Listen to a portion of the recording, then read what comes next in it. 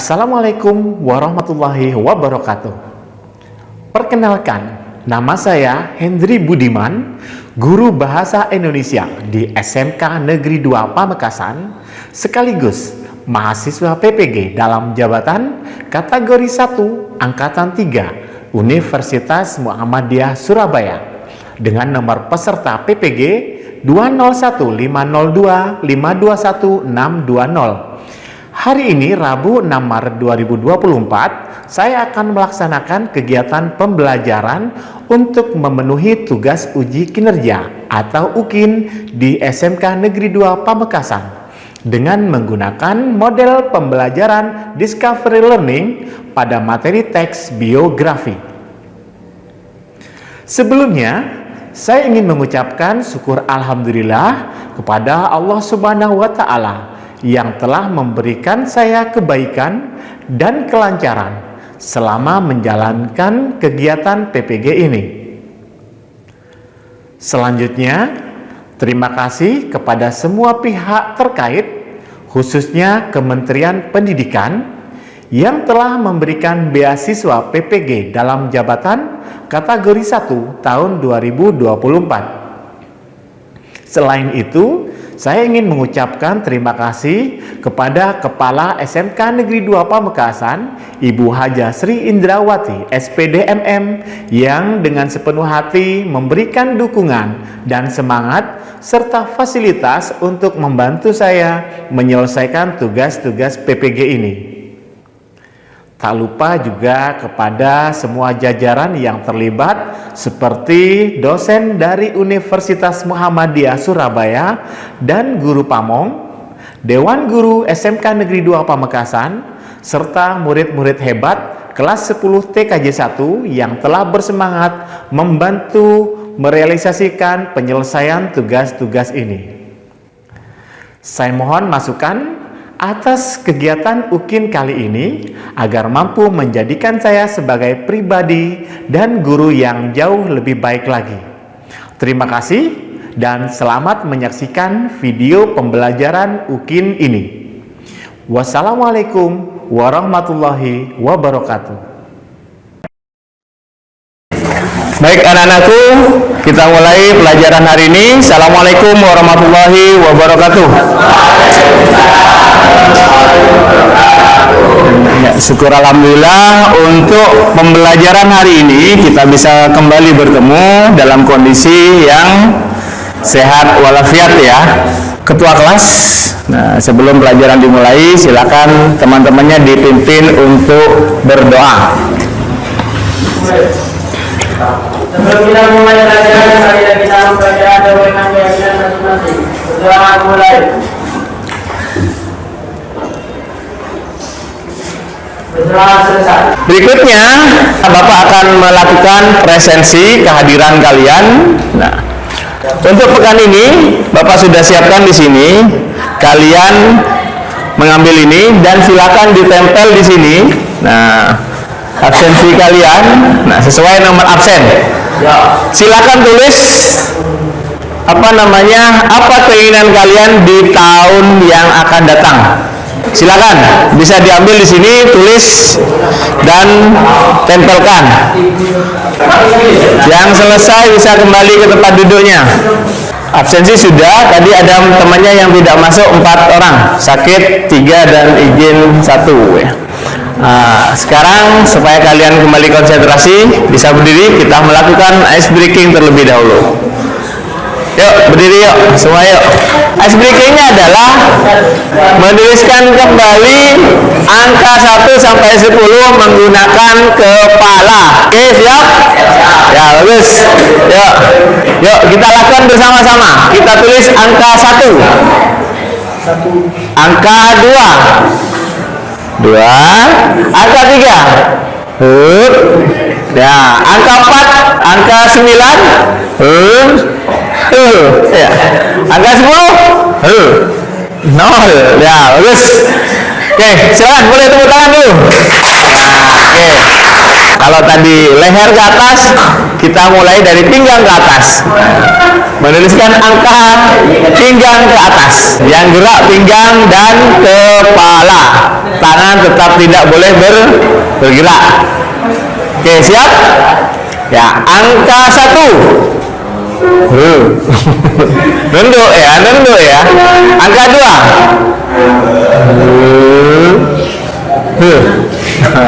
Angka 9.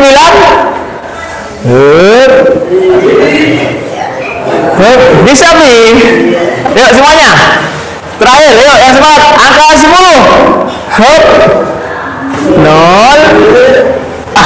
Oke, bagus. Oke, boleh tepuk tangan.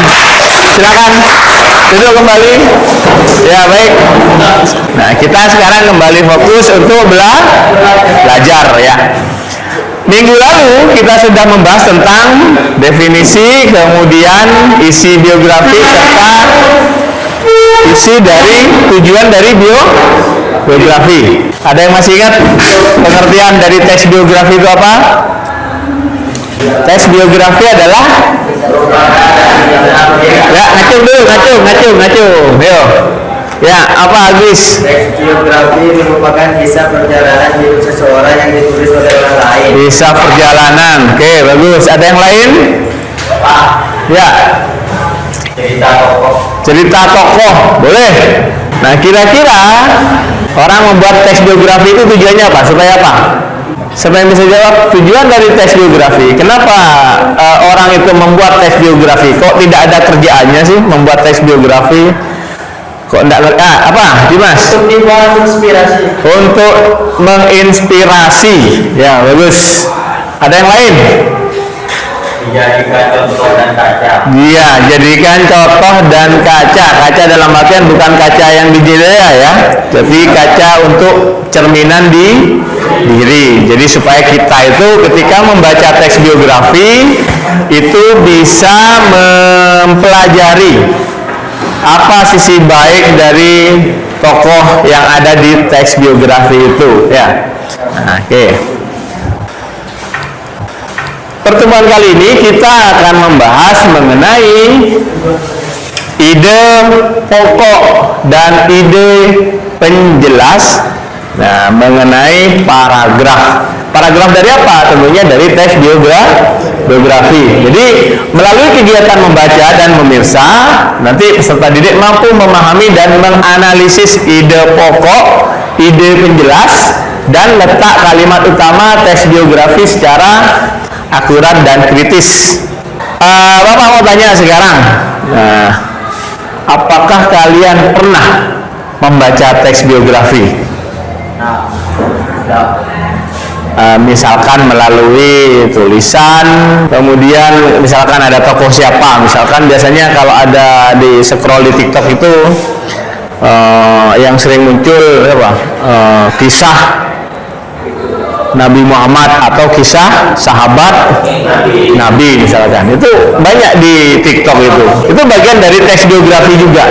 Nah, kita masuk ke materi hari ini mengenai ide pokok dan ide penjelas ya.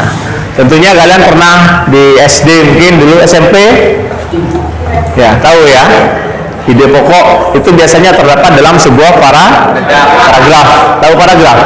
Seperti apa paragraf? Rangkaian kalimat. Bagus. Ada yang tahu syarat paragraf? Syarat paragraf? Nah, berapa ide pokok yang harus ada dalam paragraf? 4. Satu paragraf harus memiliki satu, tidak boleh lebih. Ya. Terus selain ide pokok, dalam paragraf ada ide penjelas. Ada berapa ide penjelas? 2. Ya, bebas itu. Boleh 2, boleh 3, tapi standarnya itu ada 4 sampai 6. Ya. Jadi 4 sampai 6 ide penjelas dalam sebuah paragraf. Tidak boleh lebih. Lebih boleh. Tapi kalau itu terjadi, itu akan menjadi teks yang membagongkan. Tahu membagongkan? Membingungkan. Ya, karena orang yang baca akan bosan. Nah, itu fungsinya paragraf kan. Oke, di sini dijelaskan ide pokok itu merupakan sebuah topik yang menjadi pokok pengembangan paragraf.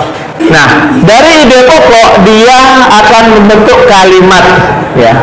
Nah, jadi kalimat umum atau kalimat utama itu adalah merupakan wujud dari adanya ide pokok. Ya, ada yang menyebutnya gagasan pokok atau ada yang menyebutnya gagasan utama, boleh sama itu sejenis. Ada yang menyebut ide pokok, gagasan utama, gagasan pokok. Nah, ada yang menyebutnya seperti itu. Kemudian ide penjelas. Nah, ide penjelas itu adalah gagasan yang fungsinya menjelaskan dari ide pokok. Kenapa disebut campuran? Karena terdapat pada awal dan akhir. Ada pertanyaan sampai di sini? Oke, kalau tidak ada Bapak coba bertanya sekarang. Di paragraf campuran tadi disebutkan di awal bahwasannya paragraf yang baik itu harus memiliki satu gagasan pokok. Nah, kenapa di paragraf campuran ada dua kalimat utama di awal dan di akhir? Kenapa ada dua? Padahal harusnya ada satu. Karena dia di bagian akhir paragraf itu sifatnya mengulang. Jadi ide pokoknya tetap ada satu. Nah, hanya diulang lagi di bagian akhir, dia dipertegas. Nah, paham ya perbedaannya? Kenapa ada dua? Harusnya tetap ada satu ya. Padahal sebenarnya memang ada satu ya. Oke. Nah, ini Bapak ada contoh paragraf deduktif. Coba dibaca, Dan. Itu contohnya Bapak, dibacakan. Yang keras, Dan. Amanda tuh maju itu lebih dikenal sebagai penulis. Di situ gagasan pokoknya atau ide pokoknya adalah Amanda tuh penulis cerita anak. Nah, disitulah paragraf induktif. Nah, yang terakhir adalah paragraf campuran. Nah, ini tadi. Hutan memiliki manfaat yang luar biasa bagi kita. Di hutan tumbuh bermacam-macam tumbuhan yang dapat mencegah banjir. Dari paragraf itu, jadi ide pokoknya di mana? Ada di awal dan di akhir. Paham sampai di situ? Paham? Oke, bagus. Kalau sudah paham, Bapak akan membagi kelompok. Nah, yang sudah sesuai, sudah dibentuk ini. Nah, berikutnya akan Bapak berikan masing-masing kelompok. Ini adalah contoh form yang harus diisi. Nah, silakan kalian ambil teks yang ada di buku kalian itu mengenai apa? Ki Hajar Dewan Tara. Ya. Nah, kalian tugasnya adalah menentukan ide pokok dari teks itu dan ide penjelas dari teks itu, serta paragraf itu termasuk paragraf apa? Apakah induktifkah, deduktifkah, atau campuran?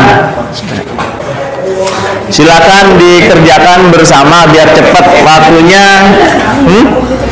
Iya, ada apa? Kalau kurang boleh di situ, kan cuman menentukan. Silakan. Nah, mungkin 3 orang bisa mengerjakan yang bab 1, 2 orangnya mengerjakan yang bab 2. Jadi biar cepat. Ini buat apa? Kalau kurang. Ya. Ya. Iya, ini kan termasuk paragraf apa? Iya, makanya ini kalimat utamanya ada di mana? Di awal apa di akhir? Kalau ada di awal, maka kamu nanti tutupkan ini paragraf. Ah, ya, bagus. Itu. Sudah ketemu? Ya, jadi nanti itu juga tentukan ya. Kalau ada di awal itu termasuk paragraf apa?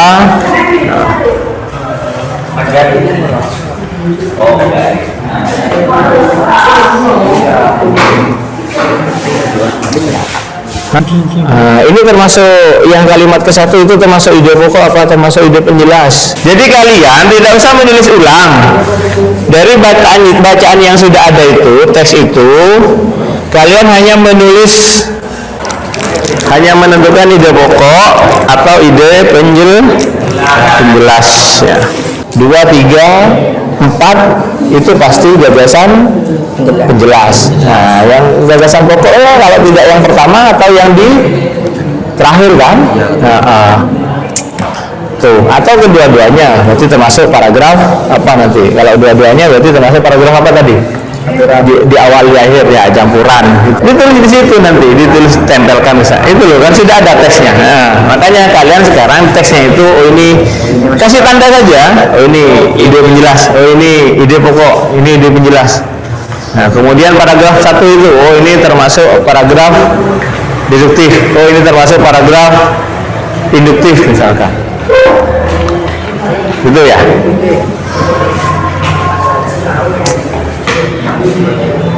Nah, jenis paragrafnya ditulis ya. Jenis paragraf pertama termasuk paragraf apa? Ditulis. Kerjasama biar cepat. Jangan hanya satu orang yang mikir.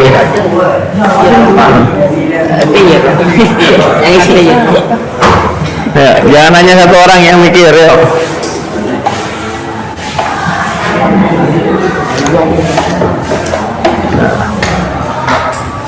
Itu nanti kalian presentasikan.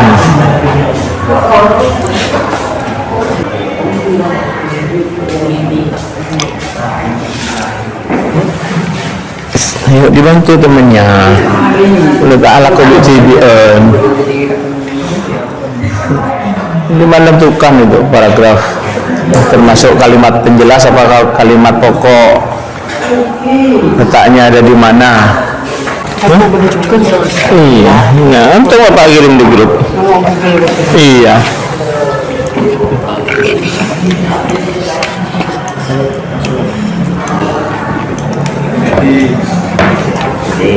Ya.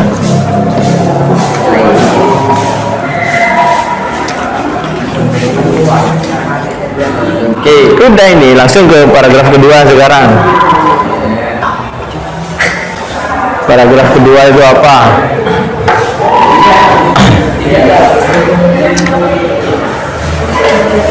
Ada pertanyaan? Dan saya ditulis semua. Ngapain? Lu ngapain ditulis? Nggak usah. Kamu kan teksnya itu sudah ada. Ya. Paling kalau cuma ngasih tanda kalimat satu, kalimat pertama.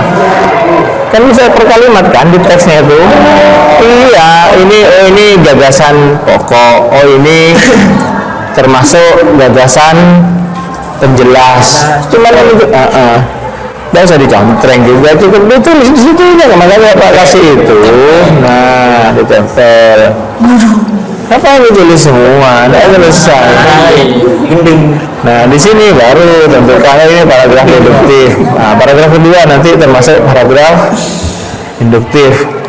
Hanya mencari. Ketemu kelompok ini.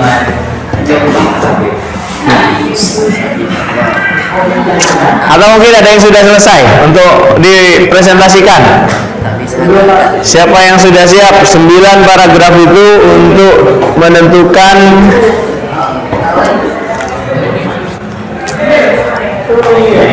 gagasan penjelas dan gagasan pokoknya?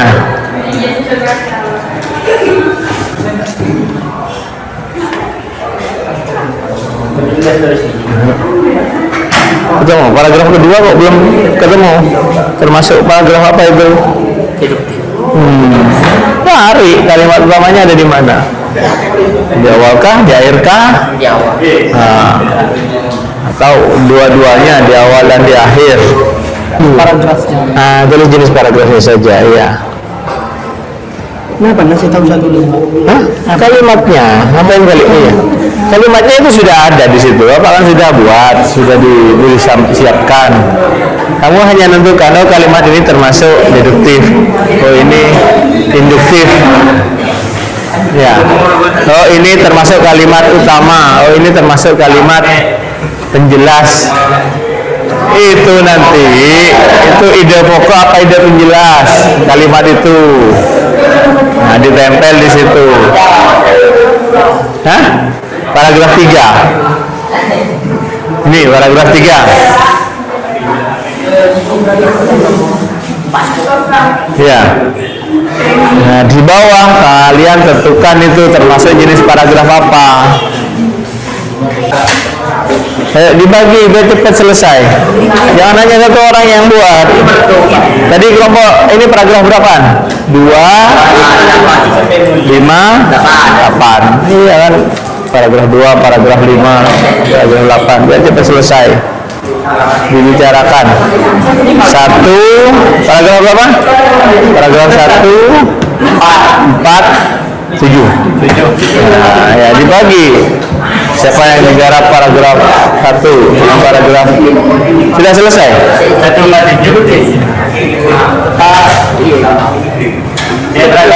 Pertama. Sudah? Oke.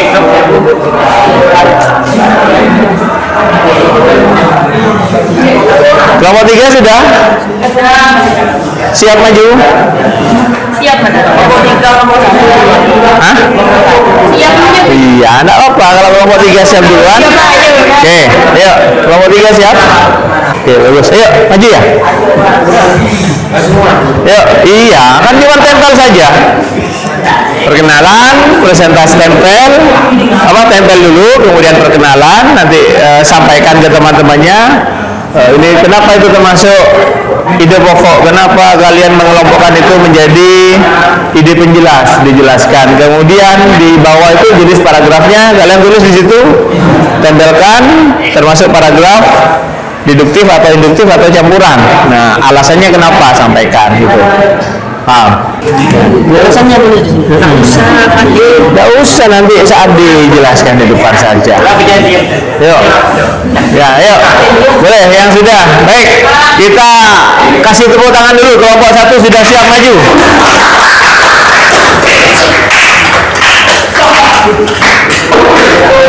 Siap. Nah, hah? Oh ini kan ada teksnya. Ini teksnya tidak ada. Oke, paragraf 1 dulu ya. Assalamualaikum warahmatullahi wabarakatuh. Waalaikumsalam warahmatullahi wabarakatuh.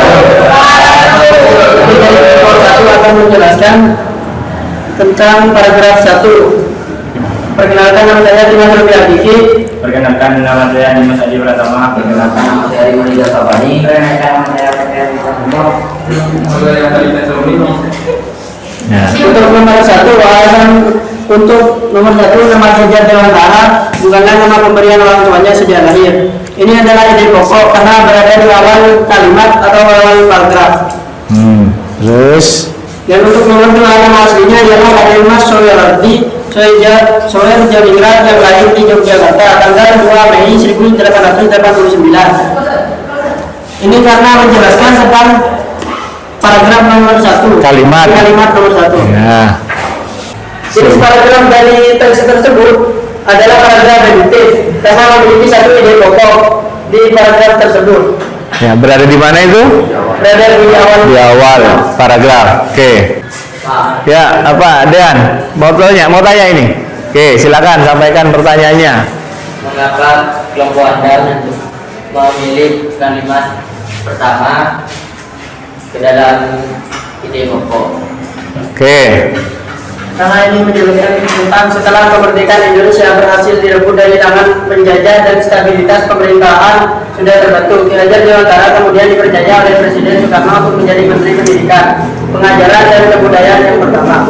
Ini adalah ide pokok dari teks selanjutnya, paragraf selanjutnya.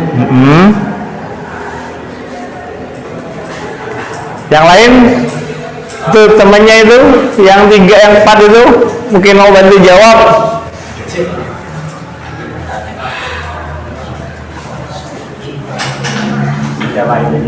Sama Ji. Ya. Ada apa? Kenapa kalimat terakhir di sini untuk Nah, kenapa kalimat terakhir juga menjadi Karena 2 tahun ide setelah pokok? dapat gelar doktor honoris causa itu atau misalnya ini adalah kalimat yang berhenti dari 2 paragraf ini. Oke, ini sekarang cara menentukan itu adalah kalimat utama ataupun kalimat penjelas ketika dia mengandung unsur kata umum atau kata khusus, ya kan? Tadi di awal Bapak sudah menjelaskan apabila kalimat itu mengandung unsur kata umum, kemudian kalimat yang lain itu mengandung unsur kata penjelas, maka yang mengandung unsur kata umum itulah kalimat utama yang mengandung ide pokok. Nah, sekarang kita bandingkan kalimat satu di situ menjelaskan tentang apa? Nah, menjelaskan ini melalui jabatan ini. Apa jabatan Ki Hajar Dewantara yang diberikan presiden? Nah, berarti ketika dia sudah menjadi menteri. Oke, ketemu. Berarti yang kedua menjelaskan yang pertama. Yang ketiga sekarang. Pada tahun 1957, Ki Hajar Dewantara mendapatkan gelar doktor honoris causa dari Universitas Gajah Mada. Itu apakah menjelaskan kalimat utama? Tidak. Hah? Menjelaskan apa tidak? Ada hubungannya tidak? Ada. Dengan kalimat pertama tadi menjelaskan tentang menjadi apa? Diangkatnya sebagai menteri. Kalau yang kedua itu menjelaskan memang, ya. Kalau yang ketiga ada kaitannya enggak dengan yang pertama? Tidak, itu sudah hal yang berbeda, ya kan? Karena yang pertama itu menjelaskan tentang jabatan, yang ketiga itu menjelaskan tentang gelar yang diperoleh, ya. Oke, paham ya? Nah, kita sekarang bandingkan ke kalimat keempat. Karena tadi antara kalimat ketiga dan keempat itu satu kesatuan, ya kan? 1 dan 2 juga satu kesatuan. Artinya akan ada 2 ide pokok di situ yang dirangkum menjadi satu nanti. Nah, berdasarkan letaknya tadi, adakah ide pokok itu di tengah? Tidak ada. Maka ide pokoknya kalau tidak di awal atau di akhir. Artinya antara nomor 1 dan nomor 4. Ya. Nah, berarti sudah sesuai tidak berarti ini?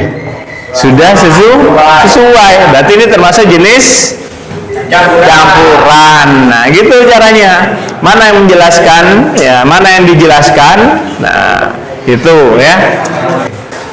Mungkin ada yang mau ditanyakan dari hasil paragraf 1 ini? Tidak ada? Kelompok 2, silakan kelompok 2. Ya, terima kasih sudah dijelaskan kelompok 1 kami. Wassalamualaikum warahmatullahi wabarakatuh. Waalaikumsalam kelompok 1. Boleh tepuk tangan untuk kelompok 1. Ya, luar biasa. Kenalan dulu, kemudian tempel. Ya. Assalamualaikum warahmatullahi wabarakatuh.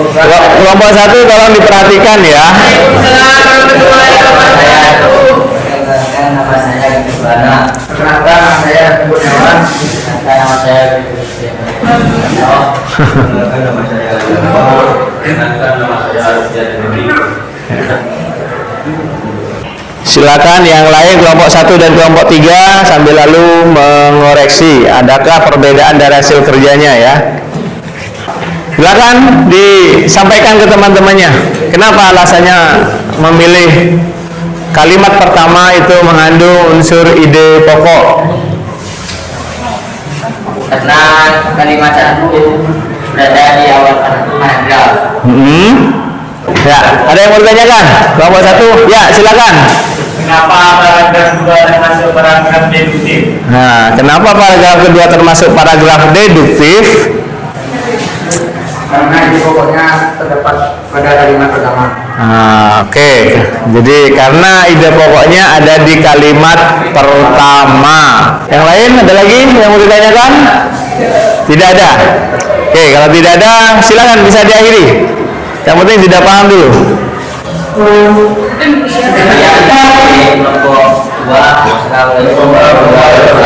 Waalaikumsalam warahmatullahi wabarakatuh. Ya, boleh tepuk tangan. Baik anak-anakku ya. Jadi apa yang disampaikan oleh kelompok 1, kelompok 2, nah saya kira kelompok 3 nanti bisa menyesuaikan ya. Nah, mengenai pemahaman terkait ide pokok dan ide penjelas. Nah, jadi dari apa yang kalian lakukan tadi ya, kenapa kita mempelajari tentang ide pokok dan ide penjelas itu supaya kalian bisa menangkap pesan apa yang ada dalam setiap paragraf itu. Ya. Jadi hasil presentasi kalian tadi sudah cukup bagus. Kelompok 1 bahkan 3-3-nya selesai ya. Kelompok 2 hanya 1 paragraf, kelompok 3 belum maju sama sekali. Berarti minggu berikutnya harus sudah. Nah, iya. Masa tidak mau dapat nilai tambahan ya. Oke, bagus ya. Apapun itu yang penting semuanya sudah paham ya.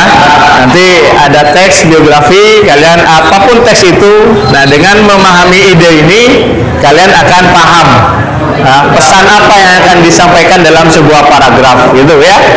Terus ini adalah tes yang harus dikerjakan kalian. Silakan dibuka HP-nya, keluarkan lagi. Nah, tinggal dibuka linknya atau di scan barcode-nya. Di situ ada tes formatif yang harus kalian kerjakan berkenaan dengan teks tadi tentang Ki Hajar Dewantara. Silakan dijawab pertanyaan di situ. Iya, ada 10 soal di situ. Iya, dikerjakan. Langsung dikumpulkan ya. Kerjakan di HP-nya masing-masing. Itu kan ada di Google Form. Ini di masih ada ini.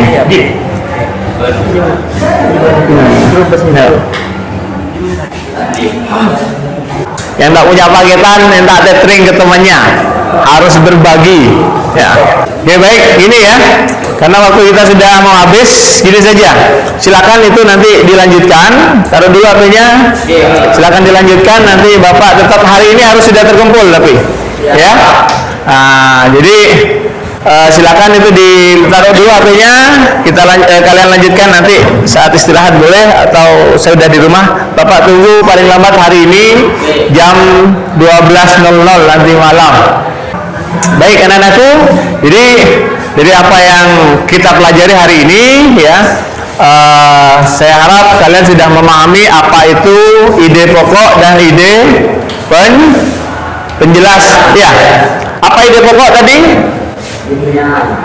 Ide pokok itu adalah ide utama ya, gagasan pokok yang menjadi inspirasi utama dalam sebuah paragraf. Kemudian ide penjelas ya, apa ide penjelas?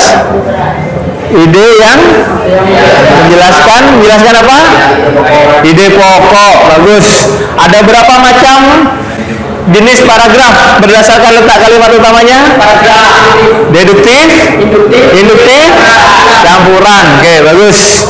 Nah, jadi kalau kalian sudah memahami letak kalimat utama itu tadi, maka kalau ada soal, misalkan ada ujian, tentukan ide pokok dari paragraf tersebut. Maka kalian tidak perlu lagi membaca semuanya ya, cukup baca satu kalimat pertama atau satu kalimat terakhir. Nah, baru akan ketemu di situ nanti ide pokoknya atau kalimat utamanya.